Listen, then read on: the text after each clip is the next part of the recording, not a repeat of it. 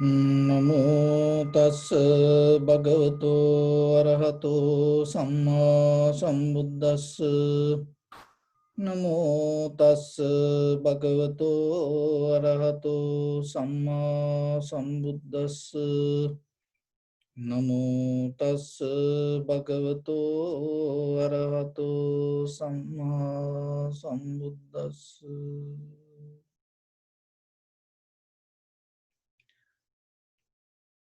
So dear Dhamma friends,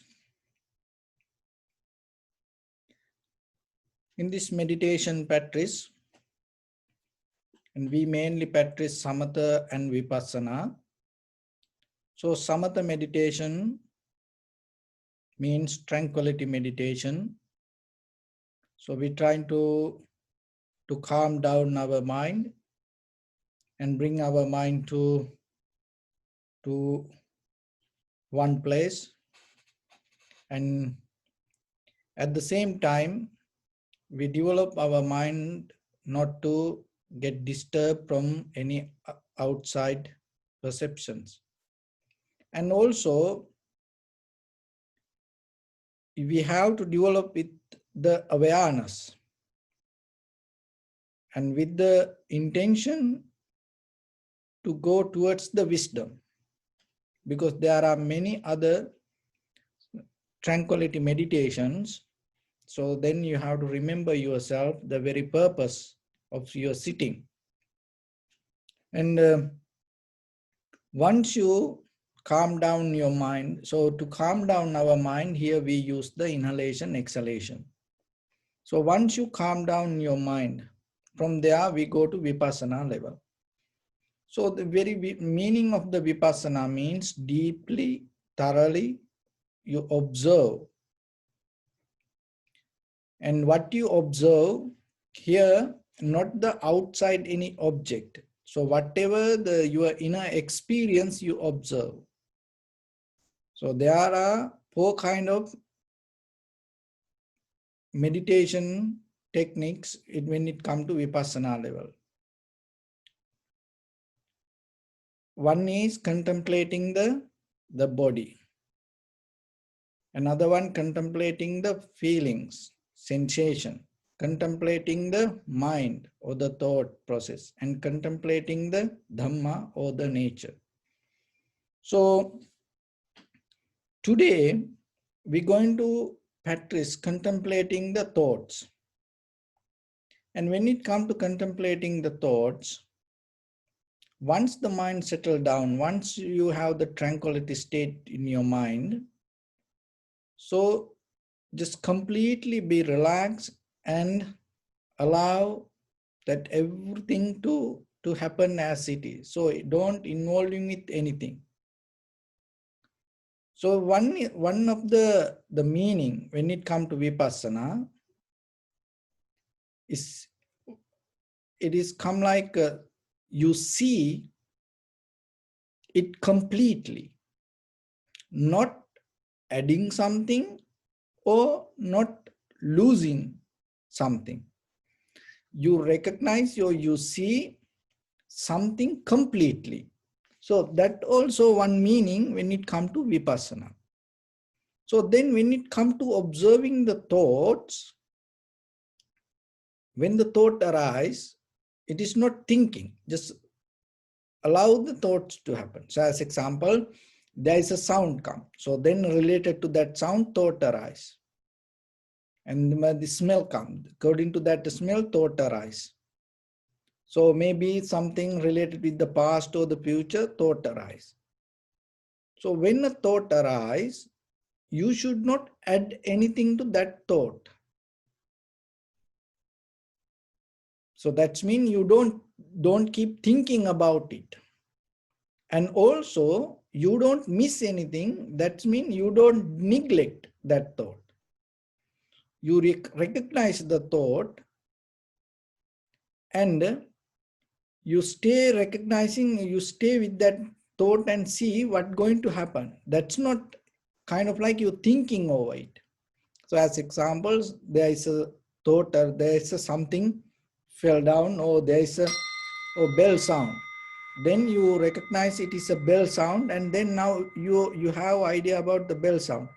Once the thought arise, then again some other thought going to be arise. So then you're not going to think about the bells. Oh, it disappeared. Oh, what kind of bell sound? Oh, it is about the meditation. Oh, so like that you don't keep thinking about the sound. Once the sound you recognize, and then maybe then right away there is another thought arise. So then you recognize that also. And then you have to let go the first thought related to the sound. Then whatever the thought arise related to past, you recognize it related to past. And then you know in this very moment you practicing meditation. And now you always have to remember you just observing the thoughts. And observing thought, and you are not going to deeply analyze the thought. So that is something. Because to analyze the thought, you have to hold the thought and you have to go with it deeply, and in details you go with that. So even though we say it analytical meditation, so you not get into one thought and missing some other thought. So you go with the thoughts, recognizing, releasing, recognizing, releasing, recognizing, releasing. And other than that, you don't, the reason is this: once you hold it to one thought, knowingly or unknowingly, sometimes you missing more other thoughts. And then the favorite start to come, and some thought then you rejecting, then the very purpose of the vipassana not going to happen. You see completely, without adding anything or without missing anything. So if you hold it to one thought, what will happen? You may add some other thoughts to that thought. So that's why always remember that.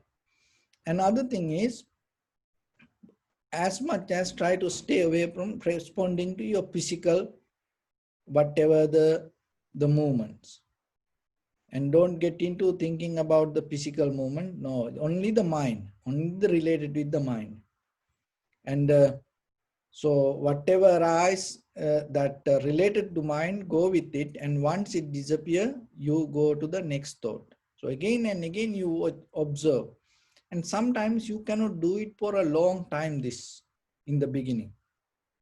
So in case if you cannot do it, if you feel like the mind start to go with the thoughts, right away you go to the breathing and stay with the breathing. Stay with the breathing. Then again, once the mind settle down, and again go back to the mind and observe thought, and don't react to it anything.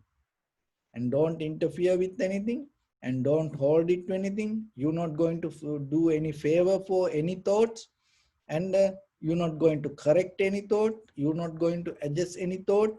So you're not going to comment regarding any thoughts. You just completely stay away and observe. It's like the little boy or girl, little baby, looking the ocean and looking the trees. Look at the trees, looking the sky without interfering, but it is seeing it. So same like yourself, just see the thought without interfering to that. And when one thought, when you keep observe, when you seeing one thought, maybe some other thought like a shadow you're going to see. So as example, you hear the bell sound, and at the same time there is another thought you see. So then let go of the bell sound and recognize that thought. So like that, sometimes there are, because the thing is this, the mind is so fast than we think. We never experience that kind of situations because in a rough level, we used to hold it to one thing and we keep thinking about it. So like that. So once you start to see the mind, once you able to trying to settle down with one thought, and now you see there are many other thoughts behind it sometimes. So that's why that kind of experience come sometimes. But just stay focused. Always remember, you have to know you doing this yourself intensely. Don't mesmerize yourself, because you observing the mind observing itself. So you observing the thoughts. Your awareness should be towards the thought without reacting or without kind of liking accelerating the thought. You're not interfering with it. The awareness is important, because otherwise it's like there is example for that. You are stabbing to the dead body. It doesn't make any effect. You are kind of like a stabbing to the dead body. So when you observe the mind, that with the intention to recognize, you observe it knowingly, you observe it, not you thinking. You're not interfering to think or bring more other thoughts. So make it simple. Don't you observe completely as whole without missing anything, without adding anything.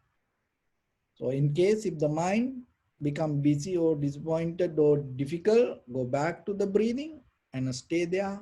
Again, observe the mind. So let's practice a little bit.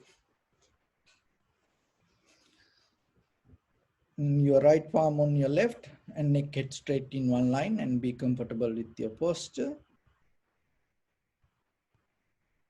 And scan head to toes 3 times yourself. Say Sopatveva, or may I be well and happy 3 times.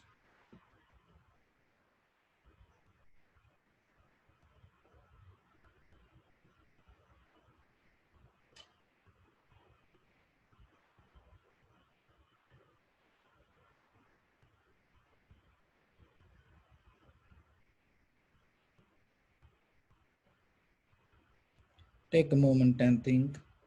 We gathered here in this moment to practice ancient meditation technique. All the Buddhas, all the enlightened masters followed this path and achieved wisdom. So we also gathered here to accumulate that knowledge. In this moment with this sitting, may my body become more comfortable. May my breath be more smooth. May no difficulties come to me. May all the success come to me. Also, think for a moment. This is the last moment we are spending in this very lifetime. Detach your mind from all your past memories and as well as any kind of future thoughts. Just try to remain in the present moment, observing your thoughts. So in the beginning, deeply inhale, exhale 3 times, and bring your attention to your inhalation, exhalation.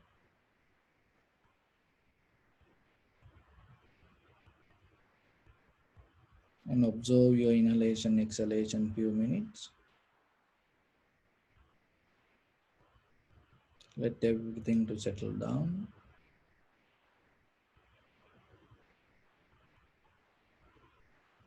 Just see inhalation as inhalation, exhalation as exhalation.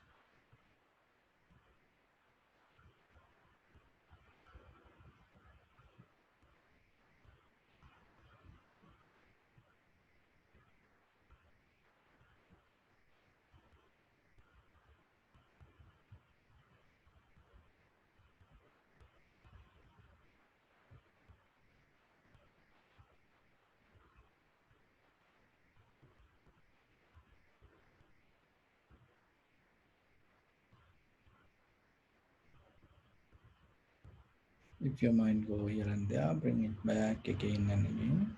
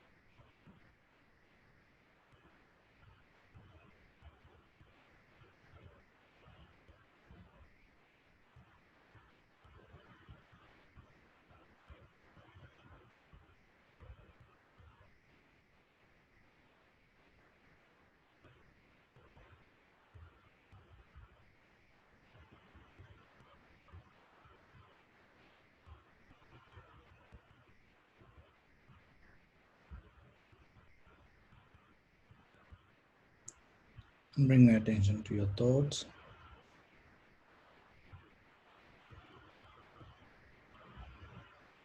And observe it very closely, clearly, without interfering. Just recognize.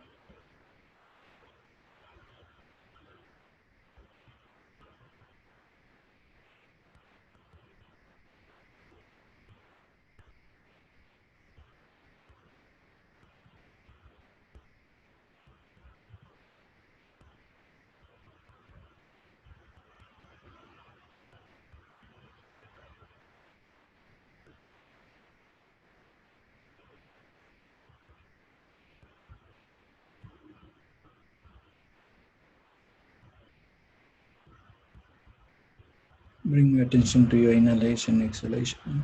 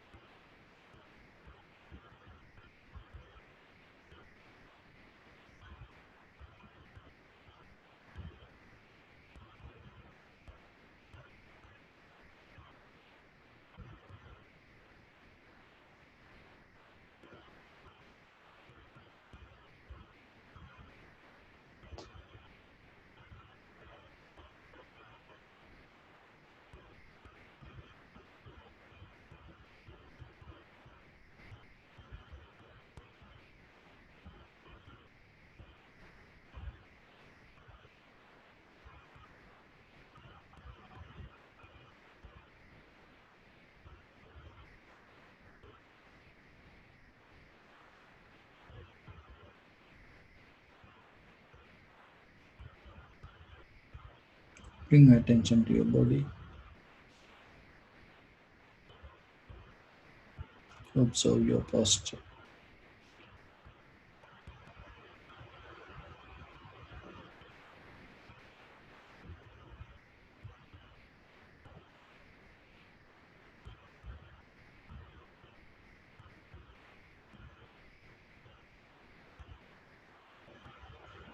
We cultivate loving kindness and compassion in our heart and radiate it as a light through entire your compound, village, city, state, country, world, universe, and as far as you can through galaxies, other planets, stars. Reminding yourself like this. So, with clear intention, mentally repeat after me. May all living beings in this universe be well and happy. May everyone be happy and safe, and may their hearts be filled with joy.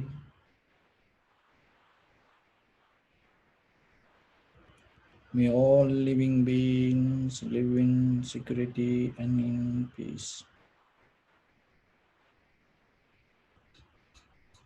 Beings who are frail or strong, tall or short, big or small, visible or not visible, near or far away,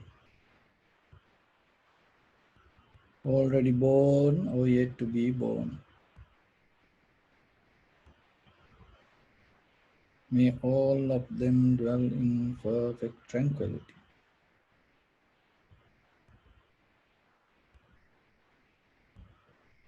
Let no one do harm to anyone.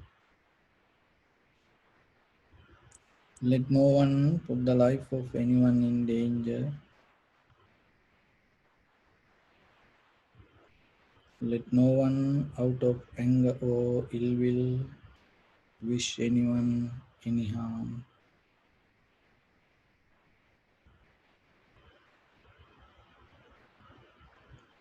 Expand the loving kindness and compassion beginning from your heart forward,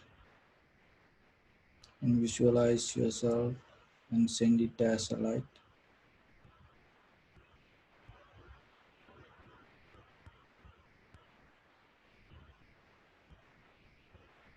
to your backside,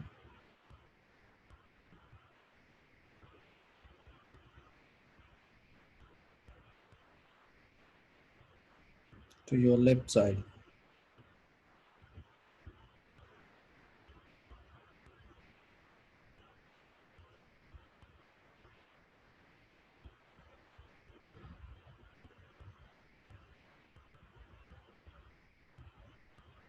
and to your right side.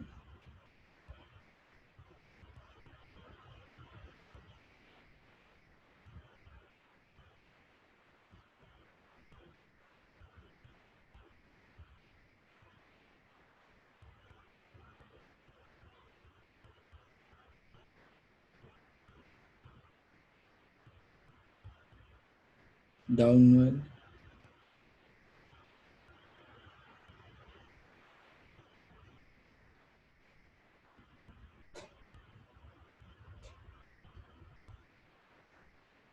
and upward.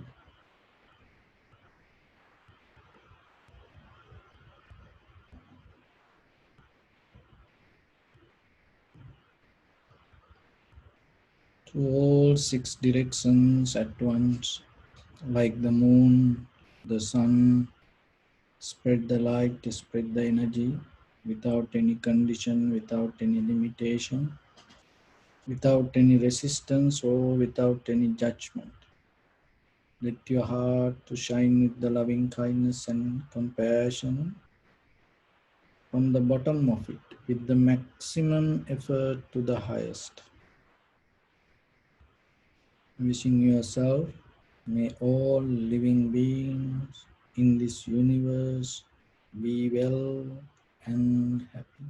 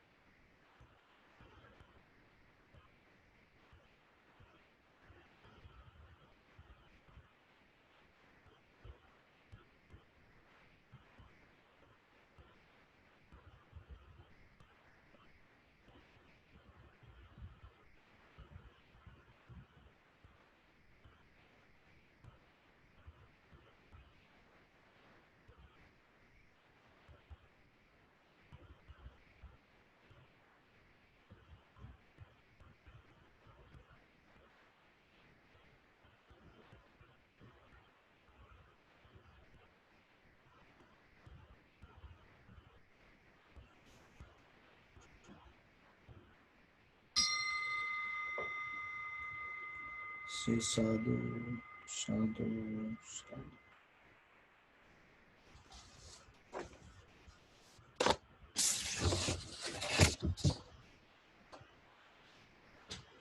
So, dear Dhamma friends,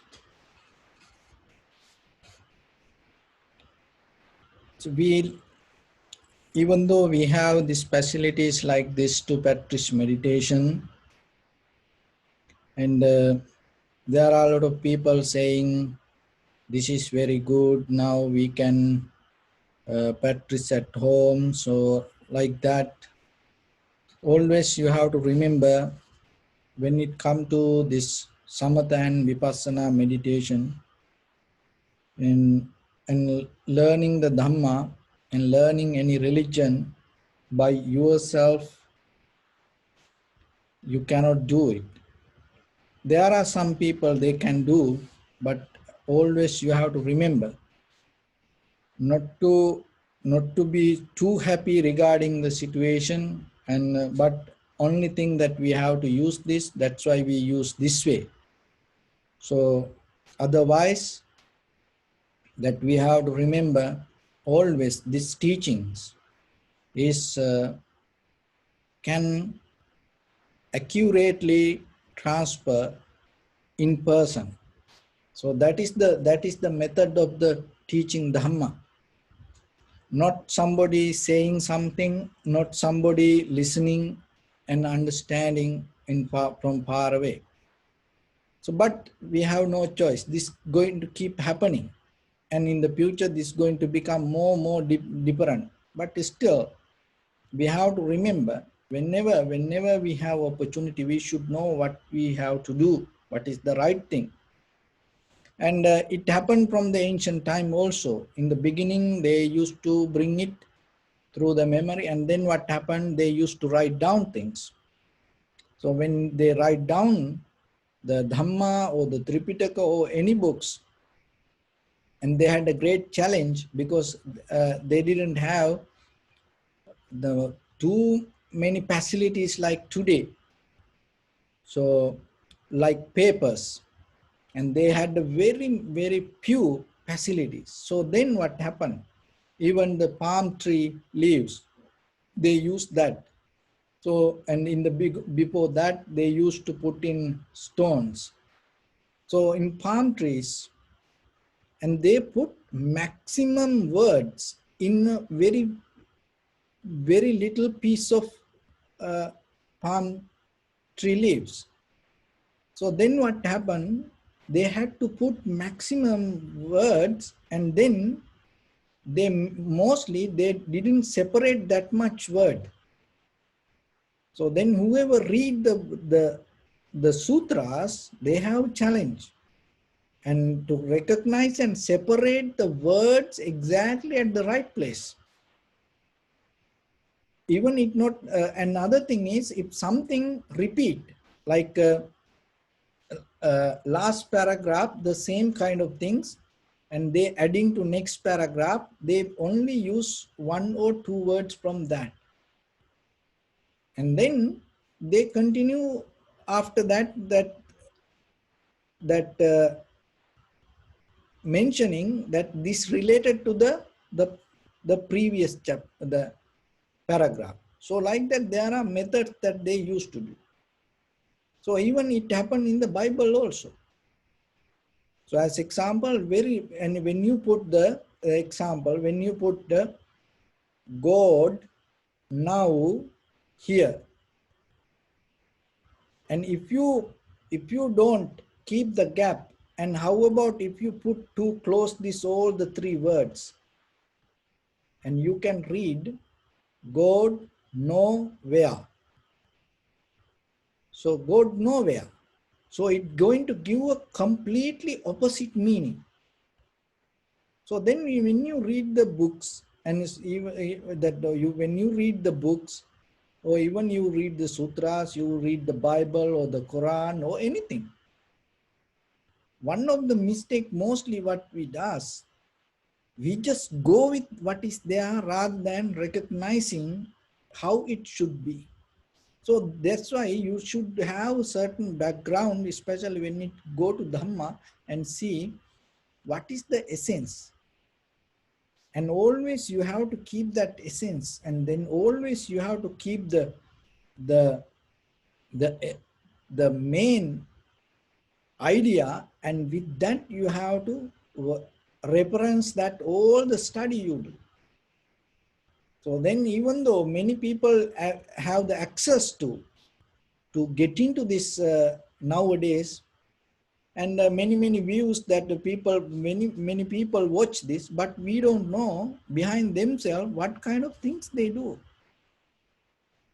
and what kind of ideas they have. And everybody say, oh, we practice meditation now. Oh, a lot of people practice meditation, but tomorrow it's going to become sometimes very crazy world. It can happen. So that's why we don't need to, unnecessarily massage our head.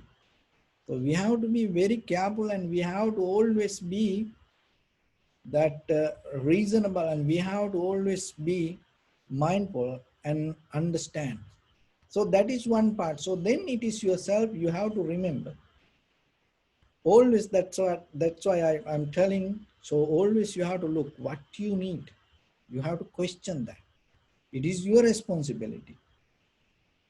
So don't allow anybody, even me or anybody, whatever you listening, you don't allow anyone to unnecessarily get into your mind. You don't need to that. You have to keep that right. You have to keep that fresh newness within yourself. And that is where you're going to get the right teachings out of. So otherwise, if you just collecting information and go with that whatever come to you, that doesn't make any sense. And the vipassana, we cannot go like that way. So that is something to remember, because there are a lot of things on the way in this journey. There are a lot of things change. And the other thing is the compassion word in the Eastern world. It is completely different when it come to the the Western world, and it's kind of like uh, a kind of like a word, compassion. So the compassion is kind of like you go to the church and you go to the priest and you tell whatever the things that you have done, any mistakes, and then so that kind of they they say things, and then you can purify yourself. You get the forgiveness for that thing.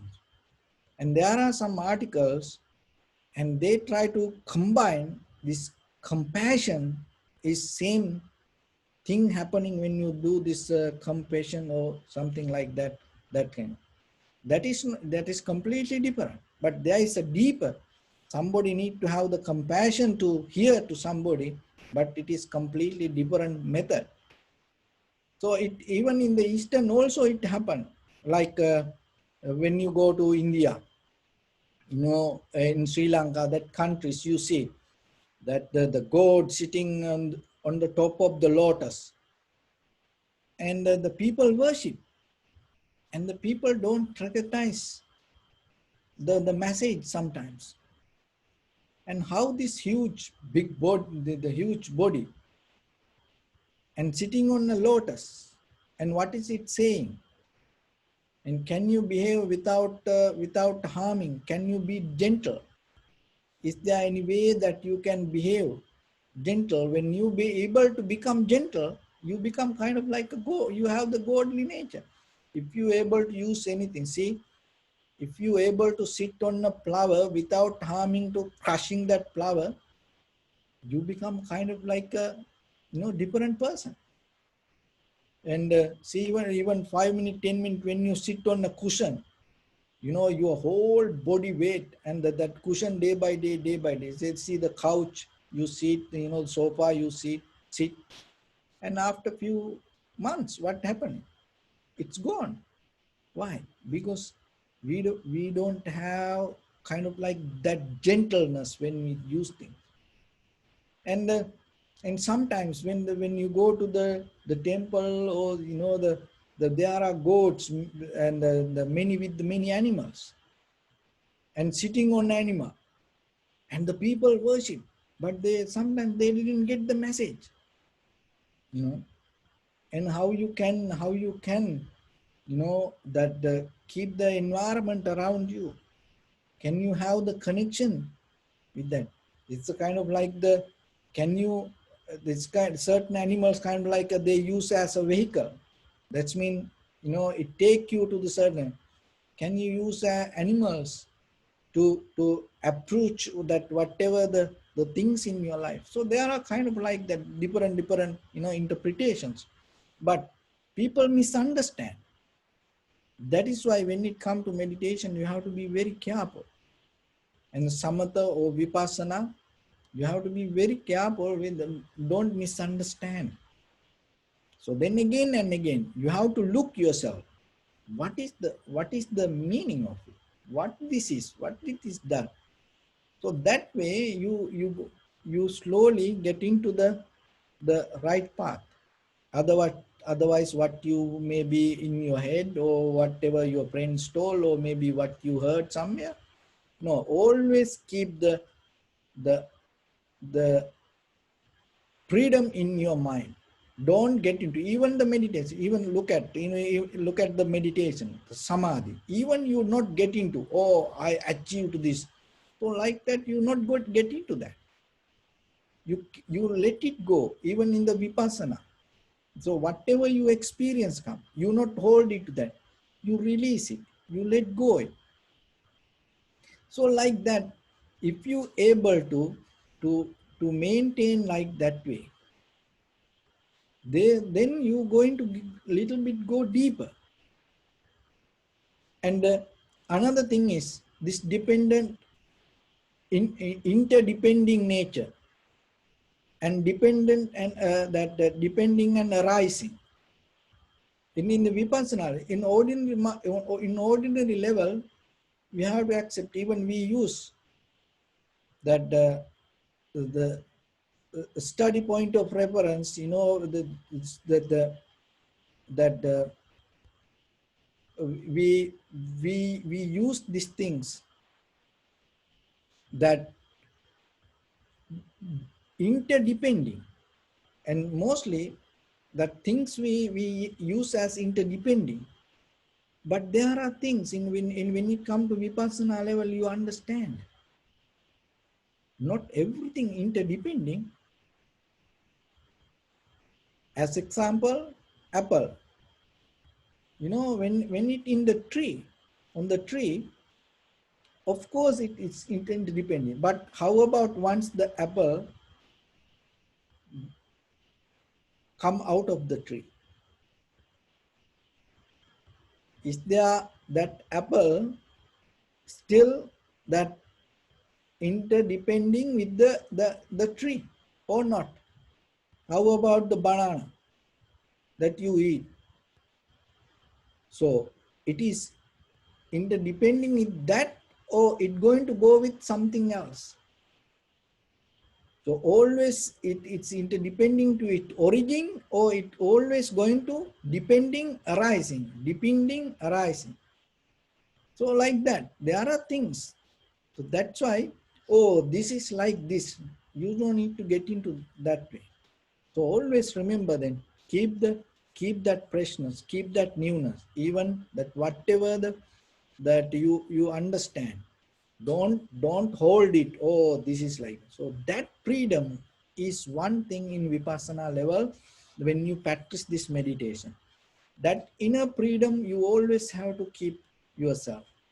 Never get into even the idea of whatever that unmovable, unchangeable idea.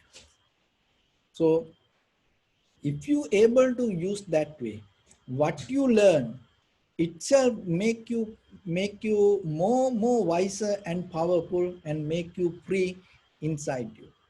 So that is the most beautiful teaching inherent this Buddha's teaching. It's make you free, and at the same time it make you open and make you wiser.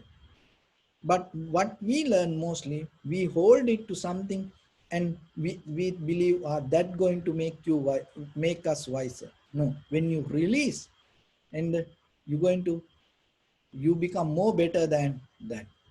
So that you have to keep that inner freedom. It is a skill. It is a skill that you have to develop. That is the method then in the Buddha's teaching. That is the method you get through the Vipassana practice. It seems like how, as example, blood. Some people, when they see blood, they get disappointed.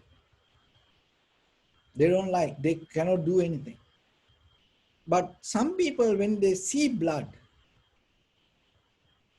they go to it, they work for it, and they do something for it. See, these two different behavior reactions for the same thing. So when you learn in the Vipassana level, the same thing. You develop, when you see something, you don't go away from it. You go towards it. You look solutions for that. You look what you can do for it. So, but still, you're not going to hold it to that. So, like a doctor, when they see the blood, they don't afraid for that. They look for it. They know there is a reason for it, and they try to cure that. And but they're not going to hold it to blood. And then there are some people, they don't want to see it, and they run away from it. So in your mind, you have to develop. So whatever that you see, you go towards it, but it is not to hold it, but you look for solutions. You analyze it, you recognize it, but at the same time, you become free from it. End of that all, you clean your hands and you come out. So what you understand, can you keep collecting? Can you wash your and come out of it? So develop that kind of method. Keep the freedom inside you. Don't bound to even the ideas. Don't bound to teachings, and don't become a debtor to even your own practice. So with that, today we're going to talk about the tolerance. So when it comes to this vipassana level, that the tolerant is a kind of uh, one of the important thing that you have to practice intensely, knowingly, that you, because if you don't practice this, not only even in the vipassana meditation, even in day-to-day life, whoever you become successful in your conventional life, and you cannot deal with this society. So then you have to learn to be uh, to be tolerant. So it is a skill, profitable skill that you have to develop. Even when you sit for meditation, that the sitting itself help us to practice tolerance, and then the being patient, and even that whatever the mental object once we have, it help us to go with. And at the same time, there are many other things in day-to-day life when the situations come. So it become very always why there are many disturbances going to come to us. So then that this tolerant is learning and studying about it and practicing it deeply is very necessary. So when it come to that one is that conventional tolerance, relevant, and in that relevant, in the conventional level of tolerance, how you can practice that, dealing with the heat and dealing with the cold. Remember that the physical things you learn, and hunger, sleepiness, thirsty. So any kind of physical that uncomfort or the discomfort. So this kind of things you have to practice. You have to learn to go with it. Always not to go against that. Just to be a little bit, it is okay. Let it be. Accept it. And see how far that you can go without changing anything, without conditioning the situation according to the way you want. Learn little bit like that. So that is one of the important thing wherever you go. And then you will see, even practicing meditation and even in day-to-day life, and it's going to change a lot. And that is conventional level of tolerance. And the supreme level of tolerance, in the vipassana level of tolerance, is something else. So vipassana level of tolerance is like when somebody disturb, when something happen, and when you that if you don't like it, if you feel kind of like unhappy about it, and always remember that people caught up with their own emotions, they are caught up with their own karma, and they don't see it. And because of that, they do a lot of things unknowingly. It is a wrong thing. It is not good to do. And their behavior, and they are innocent. You cannot do anything. So once you understand that, and it's going to make kind of like a compassion inside you regarding themselves. So that is very necessary. Even yourself, you have to be tolerant, even your life.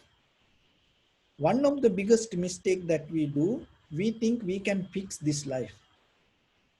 We think we are smart than this nature, and we think, oh, I can do this, I can. So remember the very first thing, especially when you come to kind of like that, just not the ordinary meditation, just not the ordinary practice. This is not for just the ordinary person. If you really come to meditation, always remember You cannot fix this life. You cannot fix anything. If you able to understand that, half of the journey you done. But still, knowingly that you can become conventional life, you can become a very good person. You can become successful. You can become very, the successful businessman, and you can have a very luxurious life. Knowingly that you cannot fix this anything in this life. We cannot do anything. Only thing is we have to find a solution to get out of this. If you have that intention, lot of things going to change around you. So that is come in the spiritual level of tolerance. Other than, if you don't have that kind of wisdom, you always go with the life, and then you have a lot of resistance, anger, unknowing, even regarding other people, situations, regarding our own life, even regarding the samsara. I need a better than this. I need a life better than this. You don't accept this kind of life situation. Even the the the I don't want to go to a lower caste life. I want to have a high caste lifestyle. So like that, you don't see.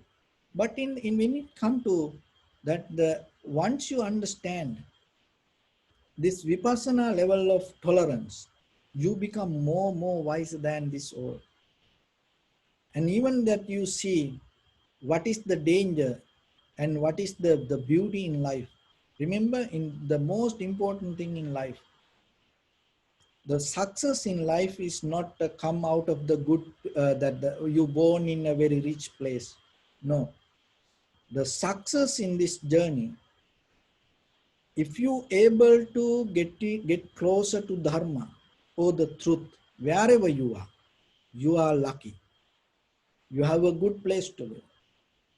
It doesn't matter you are rich and you become a kind of like this very luxurious person. If you are far away from dharma or the freedom, that is not good for you. So then, when it comes to tolerance in life, you always have to look what you go against. And if you always look for the comfort and the success in conventional success, and if you kind of like resisting the other things around you, and then that create a kind of like a different view in regarding the life. So mostly if you look at this rich people, sometimes even I don't want to become a puppy or the cat or the Bill Gates. You know why? Because look at these people that even that dogs not free. They make clothes and socks and many kind of things. That we have seen dogs in our countries, and freely. That animal need to be free. What dog come to this world, to wear clothes and put a hat and sunglass. Then just people do that. You abusing the very nature of that human life, the animal life. So I am not thinking to even to become like that, even in a rich family. Why? Because you are going far away from the freedom. You go far away from the truth. But people like to become like that. So then you have to think that what you don't like in life. So, and sometimes poverty. In the poverty sometimes become a bliss. So personally, my father and mother was poor when I born in that family. And that was so lucky for me. Now I understand, and then my high priest was so poor. But I knew I had some of my friends, they had a very rich high priest. and they still, so that they're stuck in that same place like a prison. But my poverty helped me to, you know, to come through this journey and find the dharma day by day, to find the dharma. Then every day, I think that poverty was so, you know, that the bliss for me. That is kind of like a more. I am became more rich through the dharma because of that poverty. So see that when it comes to vipassana level, it is, that's why it is just not the idea. You have to go deeper and see, and how you going to see the life in a different way. It's not actually in the different way. That is the the exactly the truth that you have to see.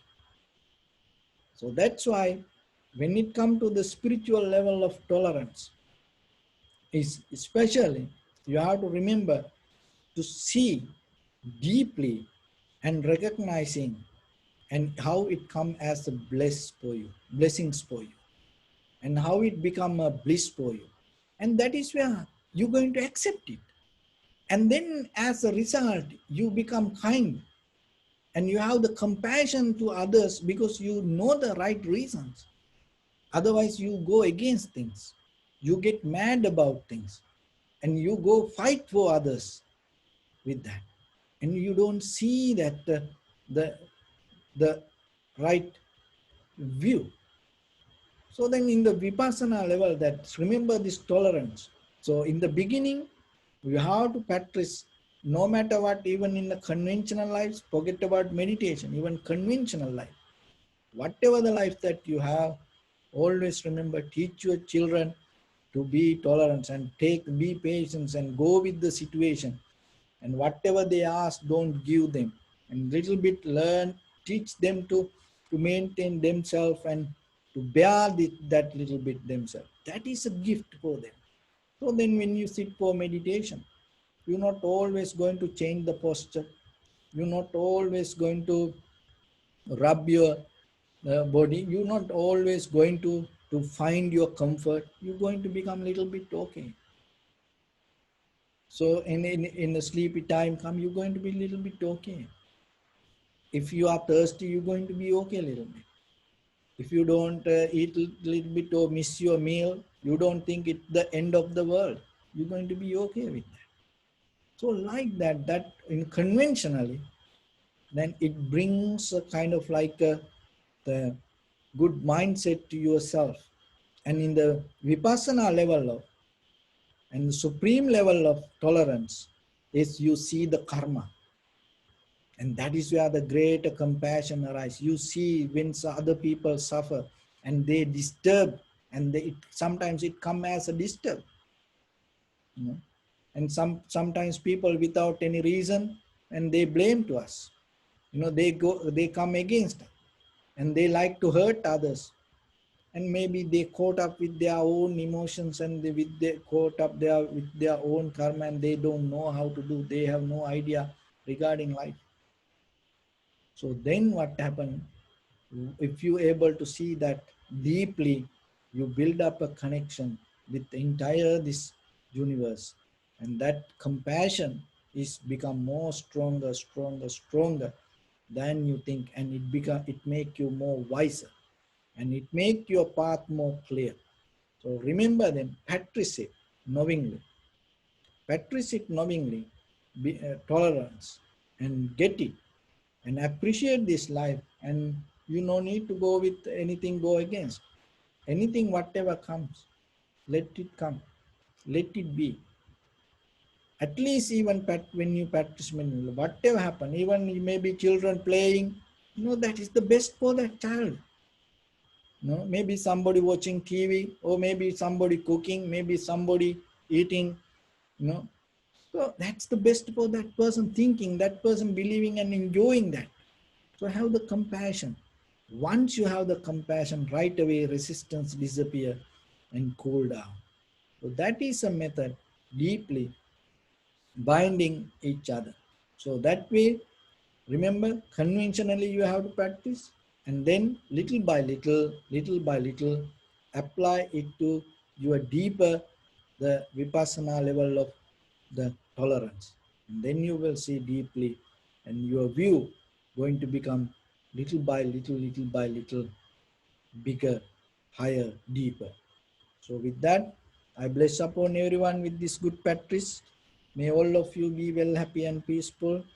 May no harm come to you, may no difficulties come to you, may no problems come to you. May you also have the patience, courage, understanding, and determination to meet and overcome inevitable difficulties in your life. During this time period, may everyone stay healthy and safe. And finally, may all of you attain supreme bliss of Nibbana. Sabbityo vajjantu sabbarogo vinassatu mate bhavatvantarayo sukhi digayuko bhavat. Ittavata chammi sampadam punya sampadam sabbe deva numodantu sabba sampatti siddhya. Sabbe bhuta anumodantu sabba sampatti siddhya. Sabbe satta anumodantu sabba sampatti siddhya. Idam me punya kammang asavakkaya hotu. Sabba dukkha pamuncatu. Bless you.